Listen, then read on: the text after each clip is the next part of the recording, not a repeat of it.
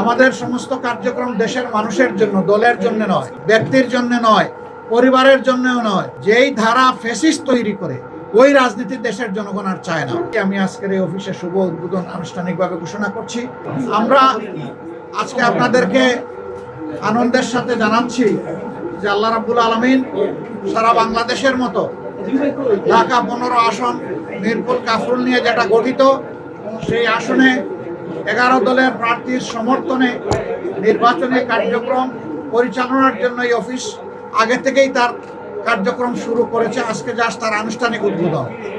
আমরা এই অফিস উদ্বোধনের মাধ্যমে জাতির কাছে আবেদন রাখতে চাই যে আসুন, আগামীতে আমরা একটা বৈষম্যহীন, দুর্নীতিমুক্ত, সমস্ত অপরাধ মুক্ত একটা শান্তি নিরাপত্তার সমাজ বিনির্মাণ, আমাদের যুব সমাজের হাতে কাজ তুলে দেওয়া, বিধ্বস্ত অর্থনীতিকে তুলে উঠানো, টেনে উঠানো এবং তার পাশাপাশি ন্যায় বিচার সমাজের সর্বক্ষেত্রে নিশ্চিত করার জন্য 11 দল যে কর্মসূচি নিয়ে ময়দানে নেমেছে তার বাস্তবায়নের মাধ্যমে আগামীতে একটা পরিবর্তনের সরকার, একটা নতুন বাংলাদেশের সরকার, ন্যায় ইনসাফের একটা সরকার কায়েম হোক, সেটা আমরা প্রত্যাশা করি।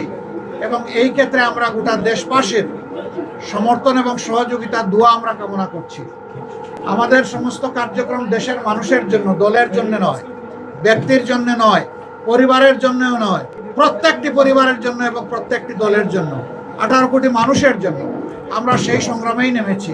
আমরা ইতিমধ্যে ঘোষণা করেছি আমরা দলগতভাবে জামাতে ইসলামের বিজয় চাচ্ছি না, আমরা চাচ্ছি 18 কোটি মানুষের বিজয়।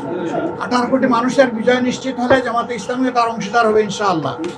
আর আমরা আশাবাদী যে দেশের জনগণ এবার পরিবর্তন চাচ্ছে, পরিবর্তনের পক্ষেই তাদের রায় দিবে। দুটি ভোট, একটা আমরা অবশ্যই হা ভোট দিব, যেহেতু আমরা নতুন বাংলাদেশ প্রেক্ষাপটে চাই, যেহেতু চাই না আমরা অতীতের যে রাজনীতির ধারা সেইটা চলুক। যেই ধারা ফ্যাসিস্ট তৈরি করে ওই রাজনীতি দেশের জনগণ আর চায় না। এই জন্যে পরিবর্তনের রাজনীতির পক্ষে যদি আমরা অবস্থান নেই, ইনশাল্লাহ আমাদের সন্তানদের জন্য একটা ভালো বাংলাদেশ আগামীতে উপহার দিতে পারব। সেই বাংলাদেশের পক্ষে প্রথম ভোটটি হবে রেফারেন্ডাম বা গণভোটে হা ভোট ইনশাল্লাহ। আমরা দিব, দেশবাসীকে সাথে নিয়ে দেব এবং ইনশাল্লাহ হা বিজয়ী হবে। এরপরে আসে যে হা তো বিজয়ী হলো, এখন দেশ চালাবে কারা? দেশ চালাবে তারা যাদের কার্যক্রম দ্বারা প্রমাণ করতে পেরেছেন যে হ্যাঁ, দেশের মানুষের জীবন, সম্পদ এবং ইজ্জত তাদের কাছে নিরাপদ। এ কথা যারা প্রমাণ করতে পেরেছেন, দেশের চাবি ইনশাল্লাহ তাদের হাতে উঠে যাবে। আগামী 12 তারিখ 13 তারিখ থেকে বাংলাদেশের জনগণ একটা নতুন প্রেক্ষাপটের বাংলাদেশ পাবে ইনশাআল্লাহ। এই অভিযাত্রায় সাংবাদিক বন্ধুদেরকে আমরা সবসময় পাশে পেয়েছি। আমরা আশা করব আগামীতে আপনারা আমাদের পাশে থাকবেন এবং মিডিয়ার মাধ্যমে দেশবাসীকে আপনারা আমাদের এই কথাগুলো আপনারা জানিয়ে দেবেন। এই কথাগুলো বলেই আমি আজকের এই অফিসের শুভ উদ্বোধন আনুষ্ঠানিকভাবে ঘোষণা করছি। আল্লাহ তাআলা এই অফিসকে আগামীর কাঙ্ক্ষিত বাংলাদেশের কার্যক্রম পরিচালনার জন্য নির্বাচন পর্যন্ত কবুল করুন। পরেরটা পরে দেখা যাবে ইনশাআল্লাহ।